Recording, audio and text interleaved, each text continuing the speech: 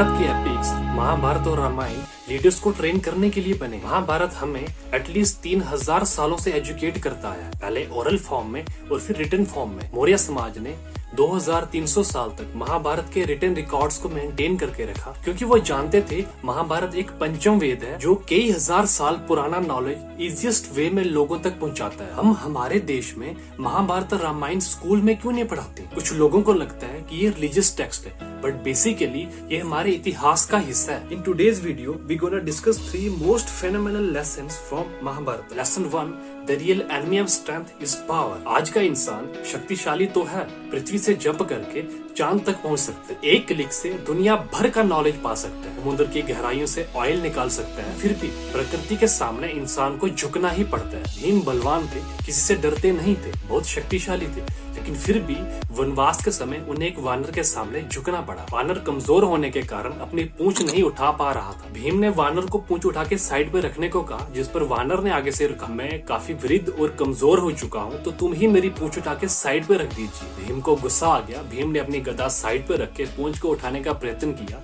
एक बार नहीं 100 बार उठाने का प्रयत्न किया, परंतु हर बार असफल होने के बाद भीम को आखिर में ये रियलाइज हुआ कि ये वानर कोई नॉर्मल वानर नहीं बल्कि वायुपुत्र हनुमान है। लेटर ऑन हनुमान जी ने अपना असली रूप धारण किया और भीम को यह समझाया कि किसी भी प्रकार की शक्ति का गुमान करना असल में अज्ञानता होती है। शक्तिशाली तो बहुत लोग होते हैं, कुछ लोगों की शक्ति उनके पावर में होती है, कुछ लोगों के दिमाग में होती है, कुछ के वेल्थ में और कुछ की उनके नॉलेज में होती है। लेकिन जिस मोमेंट पे हमें अपनी शक्ति पे गुमान होने लग जाता है, उसी मोमेंट पे हमारी शक्ति हमारी कमजोरी बन जाती है। कुछ काम हाथ उठाकर नहीं, हाथ जोड़कर करने पड़ते हैं। बेसिकली पूंछ तो एक बहाना है। भीम के रास्ते का असली हडल उनका घमंड था। डोंट यू थिंक कि अगर हम अपना घमंड, अपना ईगो, अपना प्राइड साइड पे रख दें तो हम जिंदगी में बहुत आगे बढ़ सकते हैं। आई थिंक ये लेसन आज सबसे ज्यादा रेलेवेंट है। नंबर 2 आता है, who is a real friend. हम यूजुअली ये एक्सपेक्ट करते हैं कि हमारा दोस्त हमारी हर बात में साथ है, हमारे गलत होने के बावजूद भी वो हमारे साथ कांधे से कांधा मिला के चले, कदम से कदम मिला के चले। कर्ण और दुर्योधन भी दोस्त थे। जब कर्ण के खुद के भाइयों ने उसका मजाक उड़ाया, उसे सूत पुत्र कहा, दुर्योधन ने उसे गले लगाया,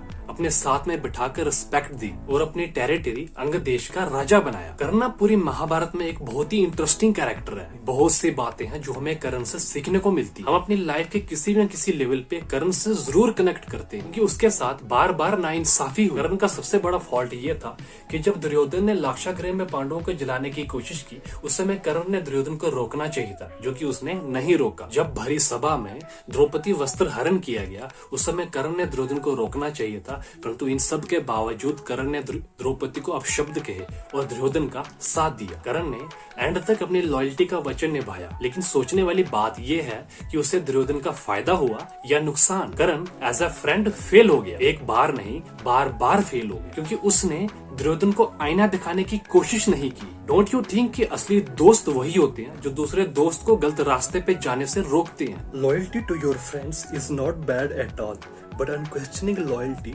to our friends can be fatal. So lesson number 3, who is the real hero? Perfect तो पांडव भी नहीं थे और कौरव भी नहीं थे। पांडवों में भी कमियां थी और कौरव में भी गुण थे, लेकिन अगर फिर भी पांडव हार जाते, कौरव जीत जाते, तो ये धर्म की कहीं ना कहीं हानि हो जाती। पांडव और कौरव में एक फंडामेंटल डिफरेंस था। पांडवों ने अपनी लाइफ की जर्नी में गलतियों का सामना किया, उन्हें एक्सेप्ट किया और उनसे सीखा। प्रॉब्लम को पीठ दिखा के भागे नहीं। On the other hand Kaurav हमेशा अपनी कंडीशंस के लिए दूसरों को जिम्मेवार ठहराते रहे। उन्होंने कभी भी रिस्पॉन्सिबिलिटी नहीं ली और इवेंचुअली वो अपने विक्टिमहुड के ही विक्टिम बन गए। सतयुग में देव और असुर अलग अलग दुनिया में रहते थे। त्रेता युग में देव और असुर एक ही दुनिया में रहने लगे और द्वापर युग में देव और असुर एक ही परिवार में रहने लगे और आज कलयुग में देव और असुर एक ही इंसान में रहते हैं। महाभारत में जिस ग्रेट वॉर का मेंशन किया गया है, वो वार कहीं और नहीं बल्कि हमारे ही मन में चलने वाली वार है। सोचिए, हम ही तो हैं जो अर्जुन की तरह फोकस्ड हैं और हम ही तो हैं जो दुर्योधन की तरह दूसरों से जलते हैं। हम ही तो हैं जो कृष्ण की तरह दूसरों की मदद कर सकते हैं और हम ही तो हैं जो शकुनी की तरह दूसरों का फायदा उठा सकते हैं। महाभारत अल्टीमेटली हमको यही बताना चाहता है कि हमारे अंदर 100 दोष हो सकते हैं, लेकिन सिर्फ 5 गुणों से हम उन पे विजय पा सकते हैं। ये लेसन कल भी रेलेवेंट था, आज भी रेलेवेंट है और आने वाले टाइम में भी रेलेवेंट होगा। हमारा एंशिएंट नॉलेज हमें सदियों से अंधेरे से उगते सूरज की ओर गाइड करता है।